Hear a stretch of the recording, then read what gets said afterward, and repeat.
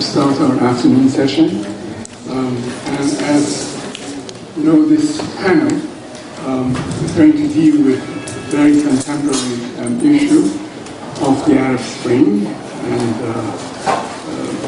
and its continuation, all the problems that have come up, and specifically Turkey's reaction to the Arab Spring and the role that it has played and it is going to play for many years in talking about democracy in the Middle East. It was pointed out that there is no Arab example of a democratic regime.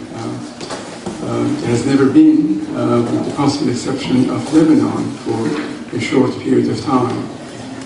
Well, things changed quite dramatically, and as was pointed out this morning, we now have at least one fledgling democracy in the Arab world, Tunisia. And Turkey, of course, has been fortunate to have been the exception in the region and has had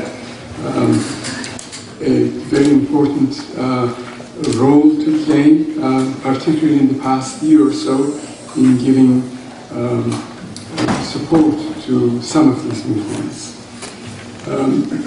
We have two highly qualified people to talk about this issue. My name, first of all, is Ali Bangmazizi, and I teach in the Political Science Department at BC, and together with my colleague, Professor Kathleen Bailey, we also manage, and a number of other colleagues, what is called the Program in Islamic Civilization and Societies at Boston College. Our two speakers, whose order of presentation would be reversed, are Professor Joshua Walker, who is currently an assistant professor of leadership studies at the University of Richmond and a postdoctoral fellow at the Crown Center for Middle Eastern Studies at Brandeis. He is also currently the director of Turkey, or Turkish studies within the German Marshall Fund. Professor Walker received his PhD in politics and public policy from Princeton and his MA from Yale University, and his BA before that from the University of Richmond. We haven't given specific titles to the individual presentations, but it will generally be on the Arab Spring and Turkish reactions and role then and now. Professor Walker. I want to first start by just thanking everyone. It's always difficult right after lunch to keep everyone's attention. Everyone begins to slump a little bit. You're feeling the food digesting in your stomach, and the last thing you want to do is to hear a droning voice like mine. Hopefully I can be as energetic and try to keep you as involved as I think the topic we have for today is. You know, you can tell you're not in Washington anymore when you land in Boston, and from this morning onward, we really haven't mentioned geopolitics, geostrategy. In Washington, the order is always reversed. If we were doing this conference in Washington, we would start with Turkey as a model, its geopolitical implications of the Arab Spring, and maybe by the end of the afternoon when everyone had left, we might talk about religion, maybe gender, perhaps immigrants. But it's great to be back in Boston where the intellectual fervor is still here. But I do feel a little bit like a fish out of water now that I'm down in Washington at the German Marshall Fund. Omer is a good friend, and Omer is probably one of the best scholars that focuses on Turkey. So rather than treading on his territory, we're going to try to do a division of labor here. I'm going to focus on the geopolitical kind of foreign policy implications, and then Omer Bey is going to kind of take it right where I left off, hopefully, and focus on the domestic that might connect to some of the things we heard earlier. But I'm going to really try to do the best I can in the time I have to talk about this topic of the Turkish model. Indeed, anybody who's been paying attention to the news would think that this year was the year of Turkey, because you hear about Turkey, you see Turkey in almost everything. And those of us that have been working on Turkey for a while, it's slightly frustrating, because it's kind of like you've known this for so long, and just suddenly the entire world has discovered something. It's a little bit like Istanbul, and Turkey is a tourist destination. You kind of go there, and now you're slightly irritated that all these people from the Arab world, all these Iranians, all these Americans, all these Russians have invaded your pristine area that you used to live in, and really all you have to do is speak Turkish. Now I rarely hear Turkish when I go to the most affluent areas of Istanbul, and I feel like a foreigner when I'm going into Taksim, even though I've spent a lot of time working on these issues. And I think that describes the new Turkey in many ways, right? The new Turkey is in many ways a perception, it's an ideal type. It's this new and emerging power in the world that has been classified as being kind of one of the most important. In my own work, I think about countries like Brazil, Turkey, India, and Indonesia, and think about them as swing states, pivotal nations. If the United States gets our policies right in these countries, then whatever happens otherwise, whatever happens with China, whatever happens with Russia, these democracies will be the future. Because the world order that we live in today, that is still based on the World War II model and the Cold War model, has to change. It's very clear that the world in which we live in is no longer going to be dominated by a super cowboy who runs around the world and fixes problems everywhere. Because we just don't have that military might like we used to, and even though we're able to destroy countries, we're not able to build nations. And I think in that case, countries like Turkey offer a great example, both from a historical perspective. We've heard a little bit this morning, and I think we can go on further, talking about Turkey's role in this region. Whenever I start to talk about the changes that we've seen in Turkey in the last 10 years, that you really have to think about to understand where Turkey came from, because Turkey didn't emerge in a vacuum. It wasn't like Turkey just appeared out of nowhere as a Muslim majority, secular, NATO member, EU aspirant, head of the Organization of Islamic Conference States, the fastest growing economy in Europe, the largest economy in the Middle East, and the list goes on and on and on to make it kind of the heavyweight that it's become in its region. It's impossible to talk about that without talking about the changes in the international order. And I would argue that what we've seen in the last year, in many ways because of external factors, has been a confluence of what's been going on in Turkey for the last 10 years. You know, Turkey's own economic miracle, its own success, is rooted not in the financial crisis that the West faced in 2008 and has continued to face onward, but a financial crisis that was completely separate in 2001. And the AKP, the Justice and Development Party that has come to power, in many ways, did not come to power on the back of an Islamist movement. I think this is a misnomer. Whenever you use the terms like modern Islam, like our speaker this afternoon was pointing out, or you talk about mildly Islamist, it's a challenge because this group that has come to power certainly grew up in a certain conservative Muslim theology in terms of their view of how politics and the world works. But at the same time, they rejected it. They are not from the Erbakan party. They started and created their own party outside of that movement. And so they grew up with the coups in modern Turkey. They saw the soft coup of 1998. And so when 2001 came and there was this economic crisis, their message to the electorate was, elect us, we're the clean party. Ak in Turkish means white or clean. It's the Akdeniz, the Mediterranean. So vote for us not because we're conservative Muslims, but because we're like you, and we will fix the economy. And in many ways, the 34% they captured in the popular election that gave them over 60% in the parliamentary system in Turkey because of this weird quirkiness of having the highest threshold to enter parliament at 10%, allowed the AKP to garner a large level of support outside of the traditional kind of Anatolian heartland, which was already in favor of the AKP. So this political movement that began in 2002 and has sustained itself over the last 10 years, over 3 different elections in which each time they increased their vote share, is something that in many ways was a quiet phenomenon within Turkey, but has only recently been discovered by the West and by the international community, precisely because some of the changes that have been effected in the last 10 years are directly applicable to the Arab Spring. Now, of course, the Turkish model is not a new one. In the 1990s, at the end of the collapse of the Soviet Union, everyone used the idea of the Turkish model in Central Asia. And there was a lot of euphoria within Turkey about these long-lost brothers that spoke the same language as us, and they had been oppressed by the Soviet Empire. Now it's time, our time in the world. There's a lot of rhetoric about the Turkic world that Turgut Özal and then Süleyman Demirel, presidents of the Turkish Republic, used to talk about the Turkish world from the Adriatic all the way to the Great Wall of China. And this kind of euphoria was very quickly squashed because the rhetoric didn't meet with the realities. Turkey at that time did not have the economy that it is today. It really didn't use many of the typical mechanisms of power because in many ways it was hoping that the United States and other champions of it would do the hard work and they could just take the credit for it. And the major change that we saw was this kind of realization in Turkey that you can't just say something, you actually have to back it up. It's one thing to have principles, but it's another thing to actually have realistic means and tools of diplomacy to influence it. And of course, the miscalculation in Ankara was that the Central Asian republics that had just emerged out of the shadow of one big brother wanted another big brother. They didn't want another big brother, they wanted a friend. And at that point in time, the Turks did not seem to be as open to that and still had this patronizing attitude. And what I would argue is that what we're seeing today has been the Turks learning from these mistakes of the past. And I'm not necessarily saying these are mistakes of just one government. From the 1990s to 2000, Turkey was in absolute turmoil because of the political mess and the number of political parties, multi-party democracies, having different prime ministers every year. And so what Turkey's experienced in the last 10 years, in terms of having one party that has been hegemonic in a political sense. There are opposition parties in Turkey, but I would not call them real alternative parties. You know, the Turkish Gandhi, the new leader of the Republican People's Party, has not offered a real alternative vision for Turkey. It still tends to be reflexive and reactive. When Prime Minister Erdogan says the sky is blue, the opposition party says it's black. And you say, why? It's not because there's any particles. They say, well, because Erdogan said it's blue, it cannot be blue. That's their policies in a lot of ways, which is very destructive in many ways. You need to have true kind of constructive alternative opposition parties, something that Turkey has not had during this period of time. And I think it actually hurts the AKP. It hurts the Just and Development Party, what they've tried to do. So having laid that out as a brief framework, I think that when we talk about the model of Turkey in the Arab Spring, you can't start just in Tunisia in 2010, 2011,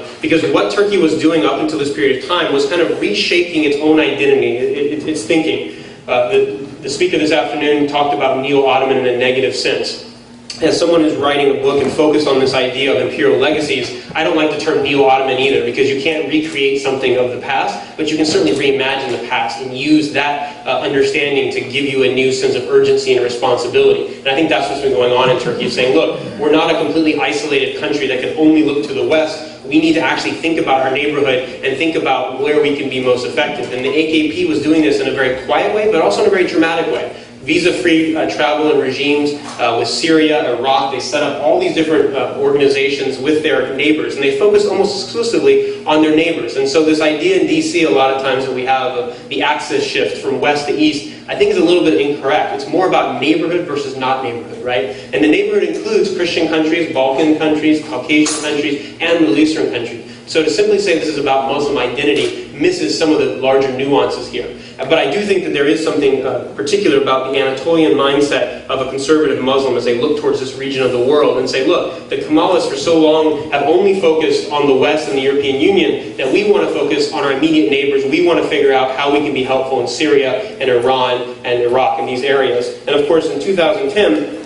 this was made somewhat more easy in the sense that with the Mami Marmara incident, the Gaza flotilla, in which 9 Turkish citizens, one who was a dual American citizen, were killed by Israeli forces, the Prime Minister's kind of street credentials. This is a Prime Minister that comes from one of the roughest neighborhoods of Istanbul, equivalent of Bronx, New York, maybe Southie in Boston, who has this kind of charisma that oozes. He doesn't speak very eloquently sometimes. He says things that don't exactly sound statesmanlike, but when he speaks, Turkish people listen. And whether you hate him or love him, he's someone that has that ability to kind of capitalize on the Turkish spirit. And he's emerged in a period of time in which his country has become one of the most popular inspirations in its region, and he himself as a leader, polls have continued to show since 2009 onward that he's the most popular leader in the Arab world, above any other Arab leader, above Ahmadinejad, above Hezbollah leaders, etc. And so in many ways, when the incident with Israel happened, this was already on this trajectory, and it really just emphasized it and made this very clear distinction between Arab leaders that were afraid to criticize Israel, European and American leaders who tended to not say as nasty things, and Turkey, who's able to say, what you did was wrong, we expect an apology, until you give us an apology, we're not backing down, to really show the strength of the Turkish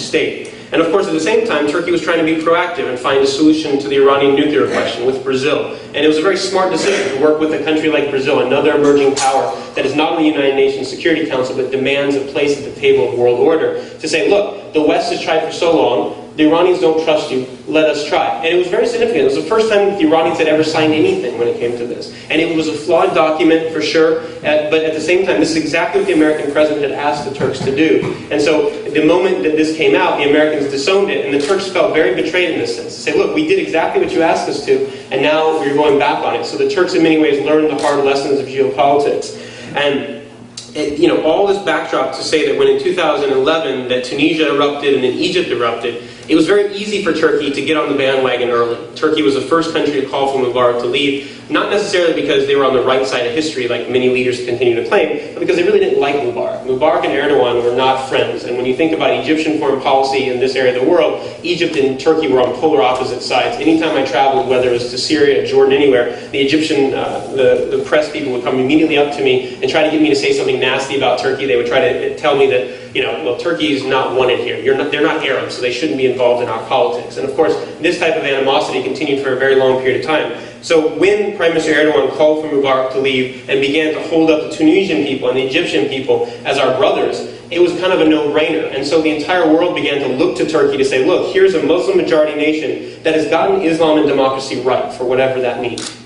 Why can't we use the Turkish model? Now, of course, the Turkish model was a very attractive one, but Turkey has spent 90 years struggling with its own history. Turkey didn't emerge out of a vacuum. It has a very strong state tradition. It comes out of the legacy of the Ottoman Empire, something that none of these other Arab states can claim. And so while Turkey certainly has some points to offer, I could argue on two different sides here. One Turkish model is to have a strong military, to impose changes from the top, including the founder of the republic, to kind of really force the Turkish population to emerge into modernity, or you could say it's more about the transition into a more economic power and using soft power, Alaturka power, using Turkish power, which means the power of soap operas, the power of economic entrepreneurship. It's unlocking the spirit of the Turks into this region of the world. You could argue on both of these. Now, of course, Tunisia and Egypt by themselves would have been great foreign policy successes. But then came Libya and Syria. And on Libya, Turkey sounded outright Russian at first, where basically it said, we don't think any NATO forces, no Western forces should be involved here. And it was more about a competition in many ways, right? Even after Turkey had joined the Western alliance against Gaddafi,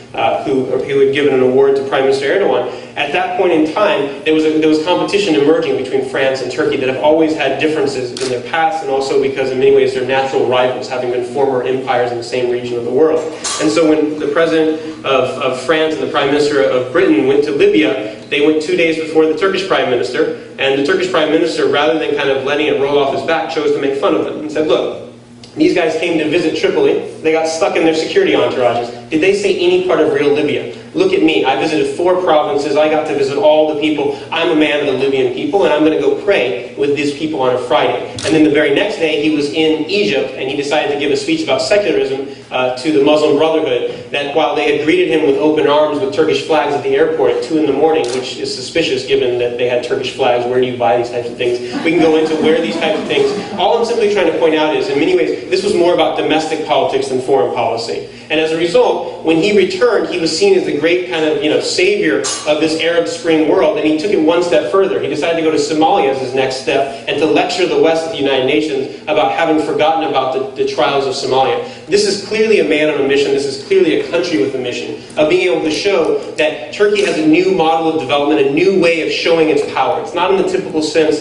of using military might. It's not about invading Syria. It's not about forcing Assad to do anything. It's about using the power of persuasion. Now, in Syria in particular, this has been very frustrating for the Turks because they stood by President Assad all the way up until the fall, until basically they realized that they were getting nowhere. And particularly the sensibilities of the AKP were distraught when in Ramadan, the month that you're supposed to be fasting and focusing on your relationship with God, this president continued to kill his own citizens in a horrific manner. So as a result, the Turks changed their rhetoric and began to be very critical, but at the same time, were not doing as much as many powers had wanted them to do. And now Turkey, that had so long for 10 years asked for responsibility, had demanded they be at the seat of international leadership, was being given leadership, and the West became frustrated because Turkey was not doing as much as they thought, precisely because Syria was such a big problem. In many ways, Turkey fears that a civil war in Syria, chaos in Syria, is far worse than a dictatorial regime. And the much vaunted language of zero problems with neighbors has unfortunately become zero neighbors without problems. And I think when you look at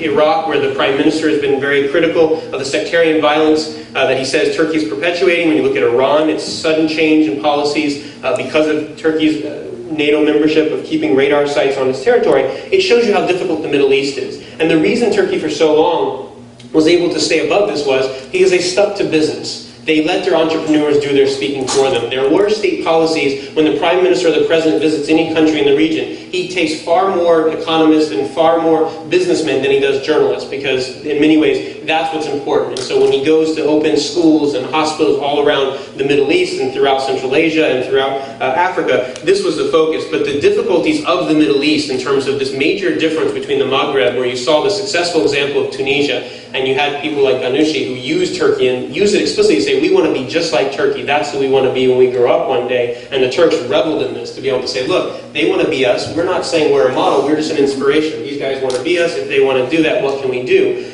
This became problematic in a lot of different ways between that and what was happening in its immediate neighborhood. Because in its immediate neighborhood, Turkey's hard power, its military, the second largest military in NATO, was feared. Because what if they decide to turn on the regimes? It's easy to have zero problems when there's one regime in play. But what happens when the regime is at war with its people? You have to choose one or the other. And Turkey found this incredibly difficult. And I think what's happening today in Turkey, in many ways, can be interpreted through the lens of domestic politics, precisely because of the fact that every day in Turkey in the newspapers there's an open debate about saying, look, it's great that we got really irritated at the Israelis because of the Mami Marmara incident, but where's the Syrian flotilla?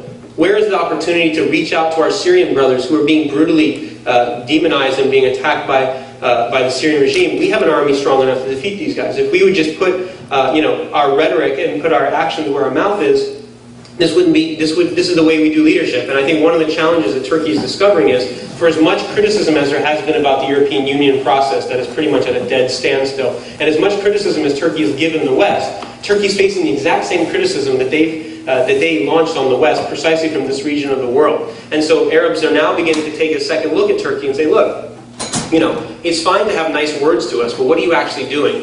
And I think the challenge here is the Turkish population, the Turkish people in many ways are very active and very hopeful of certain areas, but their leadership is very scared because of the domestic changes that have gone on in Turkey in terms of the lack of a constitution that continues to be a constitution written by the military in the 1980s. Turkey of today, in terms of what it represents on the international level, is not modeled by what we see on the domestic level. And the Prime Minister, who's been a phenomenal leader in Turkey that has gone for 10 years, as people begin to question his health and what will happen when he becomes president, we're looking at a post-Erdogan world, and it's a scary world. Because if there's no Erdogan in Turkey, what happens to Turkey? It looks like there'll be a fractured AKP. No one has the charisma. No one has the power to hold this together. And when you think about what's happening today in the foreign policy community in 2011, we've never seen the U.S. and Turkey as close as they are today. But I would argue that's more of a historical anomaly in terms of a coincidence than any type of structural policy adjustments made on the American or the Turkish side.